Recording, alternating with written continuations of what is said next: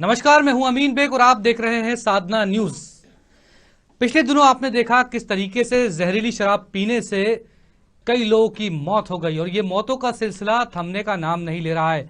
हमने देखा कि आज से 2-3 महीने पहले की बात है कि जब उज्जैन में भी इसी तरह के मामले सामने आए थे और लगातार इस तरह के मामले मध्य प्रदेश में सामने आ रहे हैं।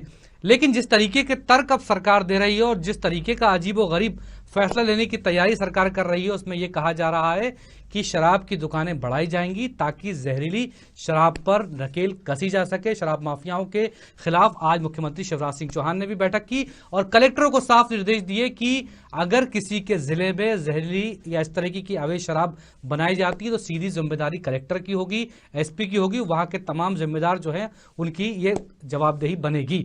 हमारे इस खास प्रोग्राम की शुरुआत करें उससे पहले दो खास मेहमान जो स्टूडियो में हमारे साथ मौजूद हैं उनसे आपका तारुफ करा देते हैं। बीजेपी से हैं आरपी ज्योति जी, आपका बहुत बहुत स्वागत है। और कांग्रेस से हैं आनंद तारण जी, आपका भी बहुत बहुत स्वागत है।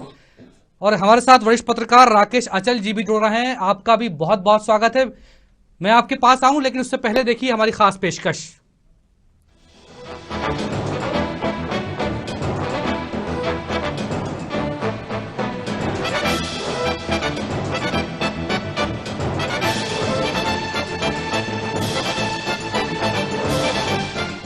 मध्य प्रदेश में शराब के कारोबार से सरकार के खजाने को धन मिलता है, लेकिन इसके कारोबार को जब भी बढ़ाने की बात आती है तो सरकार चाहे कोई भी रहे अड़चने खड़ी हो जाती है। अब जहरीली शराब से पिछले दिनों कई लोगों की मौत हो गई।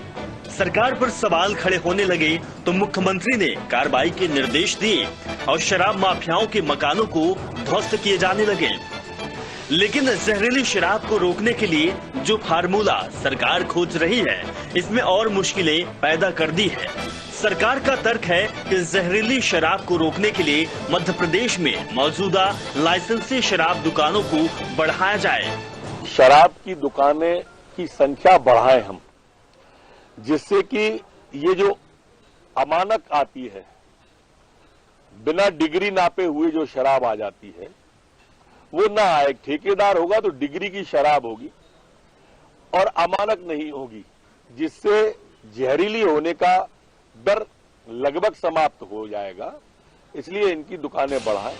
आपको याद होगा इससे पहले जब कमलनाथ की सरकार थी तब शराब उप दुकानें खोलने का फैसला लिया गया था।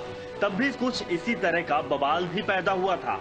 तब उस समय विपक्ष की भूमिका निभा रही बीजेपी ने जमकर निशाना साधा था। फैसला लगभग वही है, लेकिन अब बीजेपी सत्ता में है। ऐसे में कांग्रेस को भी बदला लेने का मौका मिल गया। ये सरकार नशे को बढ़वा रही है। शराब की दुकान लॉकडाउन के पीरियड में भी इसको खोला, बाकी दुकानें 8 बजे तक खुली रहेंगी, ये 11:30 बजे तक खुली रहेगी। और जहरीली शराब बिकी। अगर रतलाम में या उज्जैन में टांग देते, गाड़ देते, तो मैं समझता हूँ कि मुरैना के अंदर जो हालत हुई।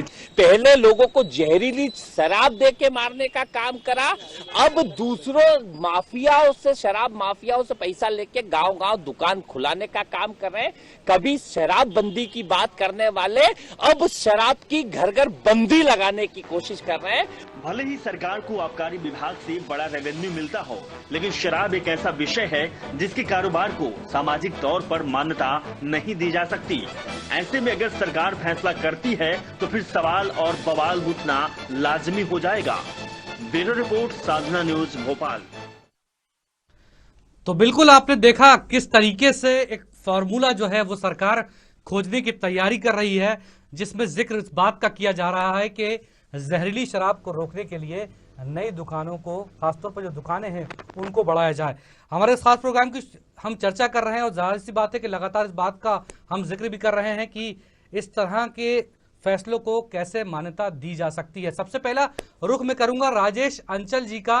सर, सबसे पहले तो मैं जानना चाहता हूं जो ये जो तैयारी की जा रही है इसको किस नजरिए से आप देखते हैं? देखिए साहब, ये जो हादसे पिछले दिनों मुरैना चंबल इलाके में हुए बहुत दुर्भाग्यपूर्ण है और उससे ज्यादा दुर्भाग्यपूर्ण कि सरकार जिगर के इलाज की जगह आंख के इलाज की दवाई करने की कोशिश कर रही है।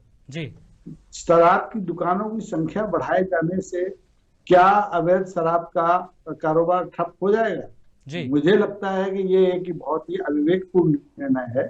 सरकार को पहले अपने अंदर झांक कर देखना चाहिए। मध्य प्रदेश सरकार का जो आबकारी विभाग है, जो सारे शराब के कारोबार का नियमन करता है, जी उसकी तरफ तो सरकार देख नहीं रही कि उसमें इस समय 825 पद पड़े हैं, सिपाही से लेके उपायुक्त तक के। जी उनकी भरपाई की कोई व्यवस्था सरकार नहीं करना चाहती, लेकिन शराब की दुकानों की संख्या बढ़ा देना चाहती है, जबकि पहले से औसतन मध्य प्रदेश के हर जिले में 72 दुकानें हैं। जी आपको जान के हैरानी होगी जी कि मध्य प्रदेश में इस समय 3611 दुकानें हैं, जी जिनमें से देसी शराब की 2500 से ज्यादा दुकानें हैं। जी अब आप कितनी कितनी दुकानें बढ़ाना चाहते हैं? अरे भाई, आप अवैध कारोबार को रोकने के लिए तो प्रभावी कार्रवाई करिए, जी। अपना मैदानी अमला तो पूरा करिए। जी। वो पद, रिक्त पद भरने की चिंता किसी को नहीं। भी। चिंता यह है कि कैसे संख्या दुकानों की बढ़ जाए, जिससे शराब की खपत बढ़े। शराब की खपत बढ़ेगी तो मध्य प्रदेश सरकार का राजस्व बढ़ेगा। सरकार को इस विभाग से 10,000 करोड़ से ज्यादा का सालाना रेवेन्यू मिलता है, और वो किसी भी सूरत में किसी भी कीमत पर इससे हाथ धोना नहीं चाहती। बिल्कुल। भले ही लोग आज मर रहे हैं, कल भी मरते हैं। बिल्कुल राकेश जी, और आपको याद भी होगा सर कि जब कमलनाथ की सरकार थी, जब उन्होंने कहा कि हम शराब की उप दुकानें खोलेंगे, तब यही बीजेपी विपक्ष में थी और खूब हल्ला हुआ था। देखिए बेशक सरकार किसी की भी हो, कांग्रेस की हो या भारतीय जनता पार्टी की हो, सरकार का चरित्र एक ही होता है, और वो चरित्र भारतीय जनता पार्टी जब सत्ता में होती तब आप देखते हैं, कांग्रेस होती तब देखते हैं। जी। सब चाहते हैं कि इससे कितना ज्यादा से ज्यादा राजस्व कैसे मिले। हर सरकार हर साल अपने आबकारी बजट में 1000 से 500 करोड़ की वृद्धि कर देती है।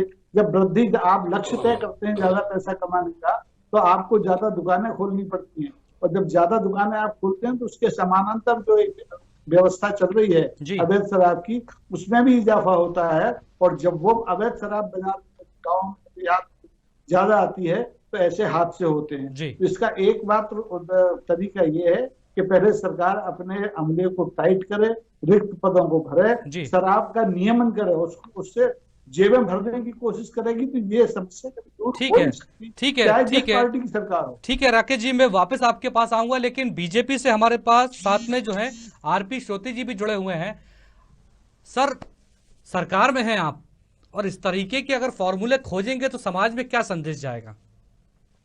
देखिए, ये मेरा ये मानना है कि शराब जहाँ जहाँ शराबबंदी हुई वहाँ भी पूरी तरह से शराबबंदी नहीं है पूरे देश में जी। क्योंकि शराब एक ऐसी चीज़ है जी कि उसको जिसको आदत पड़ जाती है वो पीता ही है जी। आपको याद होगा अभी बीच में लॉकडाउन में जब शराब पूरी तरह बंद थी जी, तो कई आदमियों ने जो है अपना जो है वो ये सैनिटाइज पी करके और आत्महत्याएं की हैं जी। और इसके गंभीर परिणाम इसीलिए होते हैं। देखिए, शराब नहीं मिलना जी। और या शराब महंगी मिलना जी, यही एक कारण है कि आदमी बनाते हैं, क्योंकि वो उनको महुए की, जौ की, अन्य चीजों की जो मतलब जैसे शराब बनती है उसको ये जो है बना करके और सस्ते दामों में बेचते हैं, जिसको आदमी पीते हैं जी। इसका तो सिर्फ उपाय ये है, देखिए सरकार ने जो दुकानें खोलने का फैसला किया है वो भी एक तर्कसंगत है मेरे हिसाब से, इसलिए है कि जितनी दुकानें खुलेंगी उतनी आसानी से मिलेंगी, लेकिन इसके साथ में आरपी जी, सर ये जब कमलनाथ जी ये दुकानें खोलने की बात कर रहे थे तो सर आप लोग सड़कों पर थे, ये तर्क सर किस तरीके से जायज कहा? नहीं, आप ठीक बोल रहे हैं। ये सर जैसे हमारे पत्रकार महोदय ने बोला है, ये सरकार का चरित्र होता है, इसमें दो राय नहीं है, लेकिन समाज में कुछ चीजें ऐसी हैं उनको सच्चाई से स्वीकार करना चाहिए।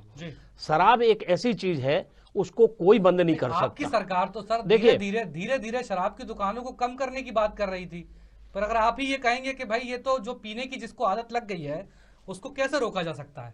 नहीं, ये तो सच है। देखिए, बिहार में शराबबंदी हुई, लेकिन एन प्रकरण कितने जो है क्या बोलते हैं बाकी ऐसे होते हैं जिनमें आदमी शराब पी करके कितने जो है क्या बोलते हैं दुर्दांत काम कर बैठता है, अपराध कर बैठता है। ठीक है। अब गुजरात में लंबे समय से शराबबंदी है, लेकिन क्या वहां पूर्णतः शराबबंदी है? जहां शराबबंदी होती वहां और महंगी बिकती है या फिर इस प्रकार की चीजें? सत्ता में जब होते हैं तो सोचने का और देखने का नजरिया जो है वो बदल जाता है। ठीक है, हमारे साथ आनंद ताराज जी भी कांग्रेस के वरिष्ठ प्रवक्ता जो है वो हमारे साथ जुड़े हुए हैं। आनंद जी, क्या कहेंगे इस पर सर? बड़ी शर्मनाक बात है जी कि श्रोत्री जी बड़ी विडंबना की बात कर रहे हैं। कांग्रेस के टाइम में आप विरोध करते थे, आज कह रहे हो कि साहब वो कोई की छूटती नहीं। क्यों नहीं छूट सकती? अगर हमारी इच्छा शक्ति है तो सब छूट सकती। लेकिन बार बार लगातार 4 बार 5 बार जहरीली शराब से लोगों की मौत हुई। सरकार कहाँ थी? आज क्या आवश्यकता पड़ गई सरकार को अतिरिक्त दुकान खोलने की? क्या कारण है? क्या उससे शराब सस्ती हो जाएगी? क्या जहरीली शराब बनना बंद हो जाएगी? उस पर लगाम नहीं कस रही सरकार। सरकार केवल अपने संसाधन और बढ़ा रही है, आय के संसाधन बढ़ाने को। जनता से कोई लेना देना नहीं है सरकार को। भारतीय जनता पार्टी की सरकार की कथनी करनी, चाल चरित्र, चेहरा, इसका कोई सानी नहीं है। मतलब इनको तो काम है कि हर मामले में झूठ बोलो, इतनी बोलो, बोलते रहो और बोल के उसको सच साबित करने की कोशिश करो। यही भारतीय जनता पार्टी का चरित्र है।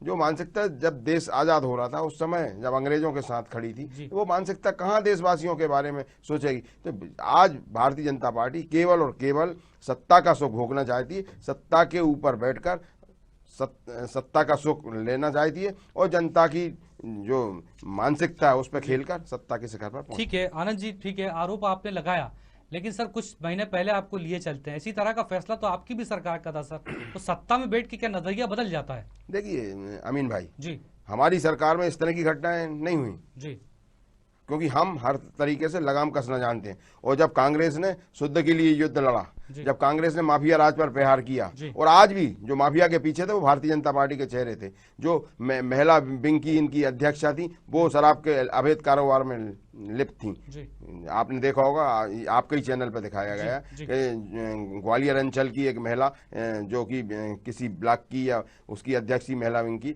वो उसमें लिप्त थी। तो निश्चित रूप से, और जब कांग्रेस के टाइम में भी जो माफिया के पीछे लोग आ रहे थे, जो शुद्ध के लिए युद्ध के पीछे आ रहे थे, वो कहीं ना कहीं उनके तार भारतीय जनता पार्टी से जुड़े हुए थे। और इसलिए आपने देखा होगा कि शिवराज सिंह चौहान ने बोला कि भैया इस सरकार को गिरा दो, हमें ऊपर से आदेश है, हमारे वरिष्ठ नेताओं के आदेश है कि कांग्रेस की सरकार को गिराओ, नहीं तो भारतीय जनता पार्टी समाप्त हो जाएगी। जी जी जी, चलिए बिल्कुल राकेश जी के पास एक बार फिर रुख करते हैं। राकेश जी, जो तर्क बीजेपी और कांग्रेस की तरफ से दिए जा रहे हैं, जाहिर सी बात है कि विपक्ष का तकाजा भी है कि विरोध करना, लेकिन सर मैं ये आपसे जानना चाहता हूं और हमारे दर्शक भी आपसे जानना चाहते हैं कि जब सत्ता में आप बैठते हैं, भले ही आप ऊपर खाने ये कहें कि शराब को किसी भी तरह की मान्यता नहीं दी जा सकती है, लेकिन जब रेवेन्यू की बात आती है तो आपकी मजबूरी बन जाती है। तो आप किस तरीके से देखते हैं कि मध्य प्रदेश सरकार के लिए कितनी बड़ी मजबूरी है कि जब ये कहा जाता है कि आबकारी एक बहुत बड़ा स्रोत है सरकारी खजाने को भरने के लिए?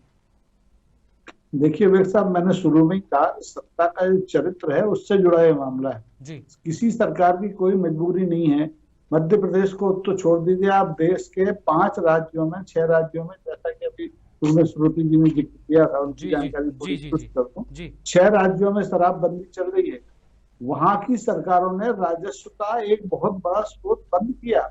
इसके बावजूद वहां अगर शराब बिकती है तो उसका प्रतिशत बहुत कम है। वहां अवैध शराब के मामले आते हैं तो उसका प्रतिशत वैध शराब के जो धंधे के समानांतर नहीं है, और वहां बड़ी कार्रवाइयां हो रही हैं। गुजरात में भारतीय जनता पार्टी की सरकार है, तो आपका बिहार में भारतीय जनता पार्टी की साझा सरकार है। तो जब ये लोग अपना राजस्व का इतना बड़ा स्रोत बंद कर सकते हैं तो मध्य प्रदेश में क्यों नहीं हो सकता? इसकी सिर्फ वजह, एकमात्र वजह यह है कि कोई भी दल की सरकार हो, उसकी राजनीति इस आबकारी राजस्व के 1 नंबर की आमदनी के अलावा जो अवैध कारोबार होता है उसमें 2 नंबर का जो पैसा आता है उससे चलती है, और उसको कोई नहीं छोड़ना चाहता। अभी बात कर रहे थे श्रुति जी, आनंद जी, कांग्रेस की जब सरकार आई, कांग्रेस की सरकार ने, कमलनाथ की सरकार ने आबकारी राजस्व में 2000 करोड़ रुपए की बढ़ोतरी की। अब इनकी सरकार आ रही है, इनकी सरकार दुकानों की संख्या बढ़ाएगी, वो ये चाहेगी कि 4000 करोड़ ज्यादा मिले। जब आपका जस सुरसा बदन बढ़ावा, ताश दून का रूप दिखावा वाला अगर फार्मूला बना दिया है, तो ये अवैध शराब का कारोबार कैसे रुकेगा? निर्दोष लोग कैसे इनकी जानों को आप बचा सकते हैं? बिल्कुल सही बात। श्रुति जी, बार बार यही कहा जा रहा है सर कि आप अपने सरकारी खजाने को देख रहे हैं, और श्रुति जी जिस तरीके से राकेश जी ने कहा कि जिन राज्यों में शराब बनती है, वहां भी तो सर रेवेन्यू जनरेट हो रहा है, तो फिर आबकारी से रेवेन्यू की इतनी चिंता आपको क्यों है? देखिए, जहां तक मेरा मानना है, रेवेन्यू तो है, इसमें दो राय नहीं। अगर रेवेन्यू नहीं होती सरकारें मजबूर नहीं होती जी। लेकिन रेवेन्यू के अलावा जन स्वास्थ्य का भी ध्यान रखना चाहिए। कार्रवाई होती है, ऐसा तो है नहीं कि अपराध होते नहीं है, अपराध हो और फिर उनके ऊपर तुरंत कार्रवाई हो।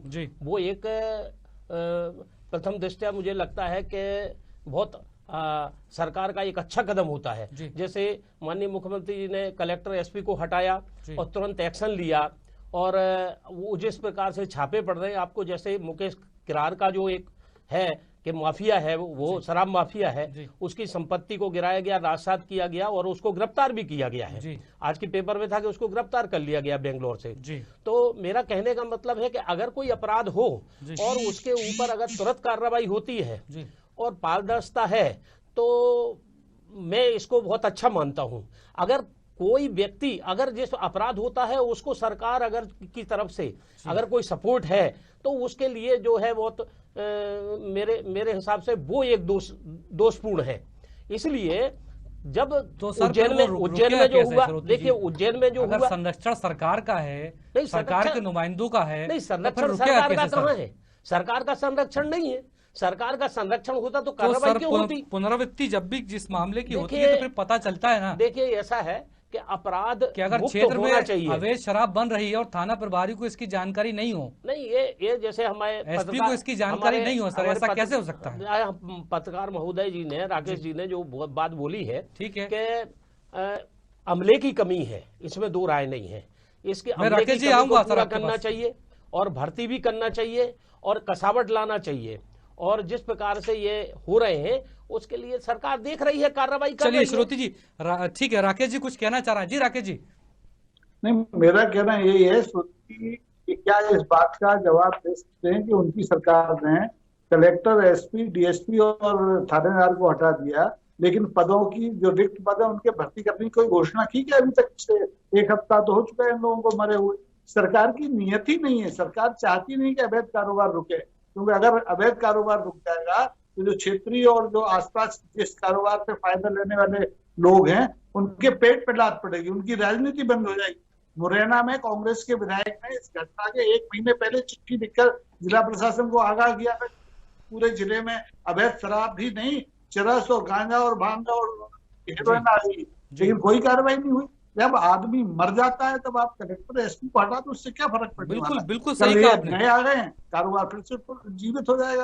आप पहले अपनी नियत साफ कीजिए, अमला बढ़ाइए और अपनी आबकारी पॉलिसी को या तो पूरी तरह से बंद कर दीजिए या इतनी सहज सुलभ कर दीजिए कि जनरल स्टोर पे यूरोप की तरह यहाँ शराब मिले तो लोग काहे को अवैध शराब पिए, वो काहे को अपनी बेजान दवाएंगे।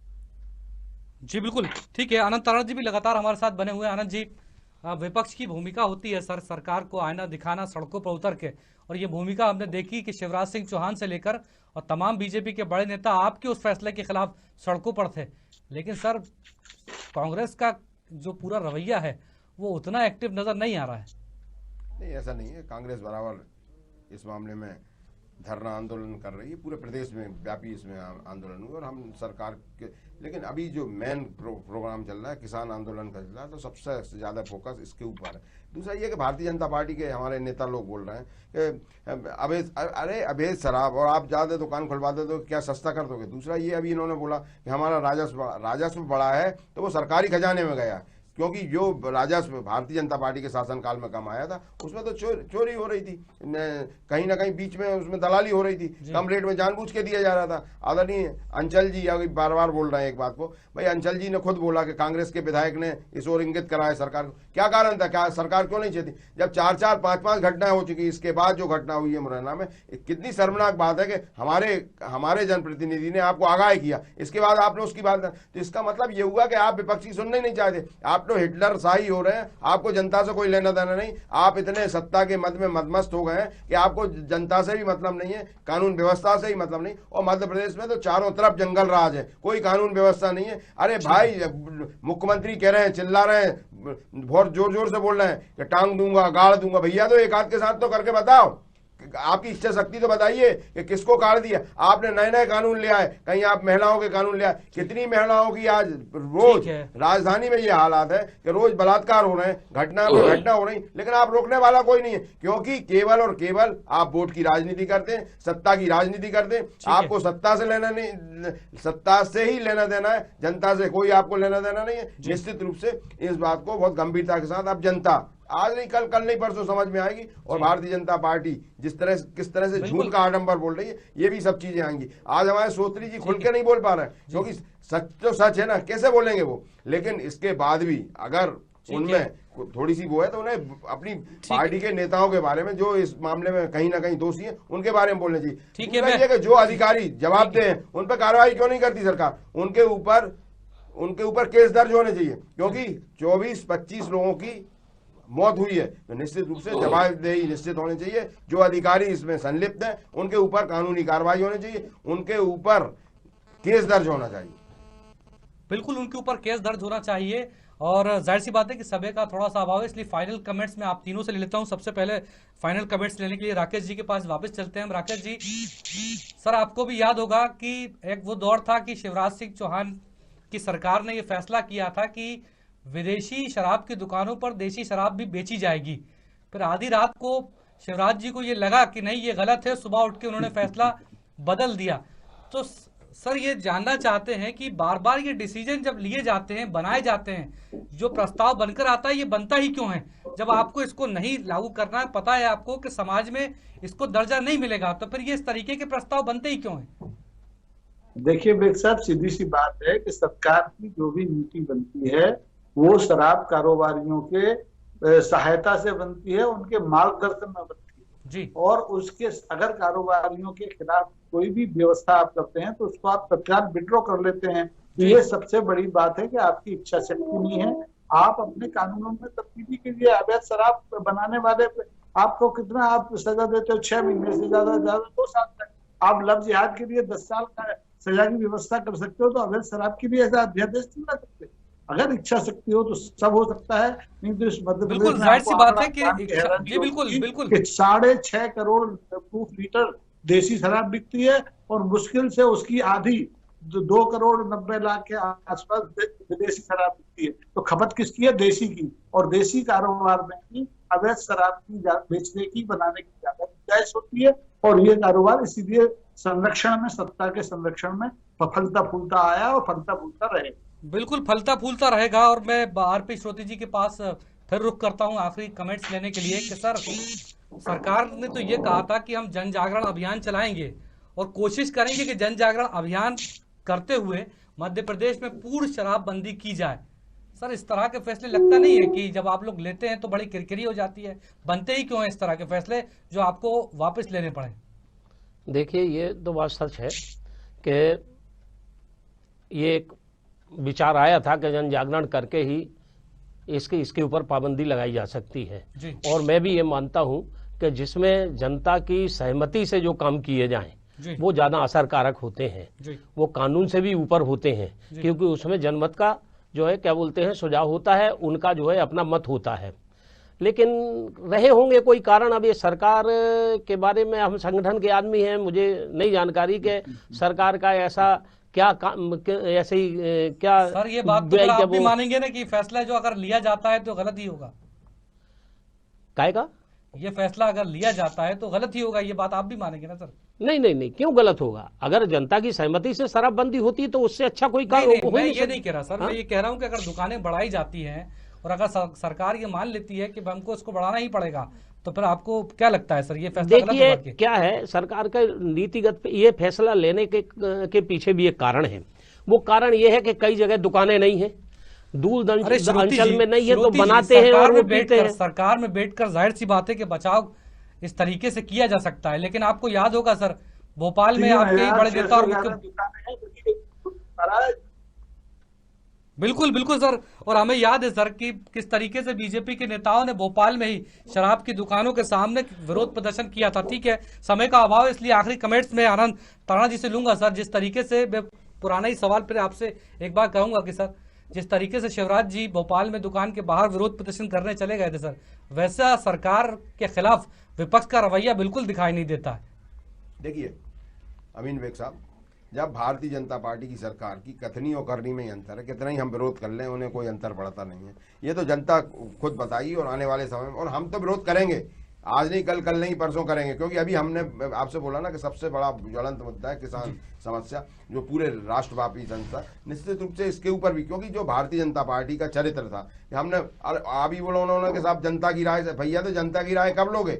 अभी कितने आप एक आध शताधिक तो लोग मारे जा चुके हैं, कितने लोगों को मारे, कितने लोगों की बलि लेंगे आप? ये भारतीय जनता पार्टी का चरित्र है। निश्चित रूप से भारतीय जनता पार्टी कि सरकार जनता के हित में काम नहीं कर रही है, जो भी काम कर रही है केवल अपने हित में कर रही है, सत्ता के लिए कर रही है, और सत्ता के शिखर पर चढ़ने के लिए वो किसी स्तर पर उतर सकते हैं। और इन सब के पीछे भारतीय जनता पार्टी की संलिप्तता है। जो भी जहरीली शराब का काम हो रहा है या जो भी शुद्ध के लिए युद्ध में जो लड़ने की बात हो रही है या माफिया के हुए, उनमें सब में कहीं ना कहीं भारतीय जनता पार्टी की संलिप्तता है, और इसी कारण सरकार उनके सामने नपुंसक है। चलिए श्रोती जी, आनंद तारण जी, राकेश अंचल जी, आप तीनों का बहुत बहुत स्वागत हमारे इस खास प्रोग्राम में जुड़ने के लिए। जाहिर सी बात है कि नया तरीका खोजने की तैयारी सरकार कर रही है कि किसी तरीके से जहरीली शराब को अगर रोका जाए तो नई दुकानों को खोलकर रोका जाए। लेकिन समाज में क्या इसको मान्यता दी जा सकती है? क्या सरकार अगर इस तरह का फैसला लेती है तो समाज में जिस तरीके का विरोधाभास बढ़ेगा और सरकार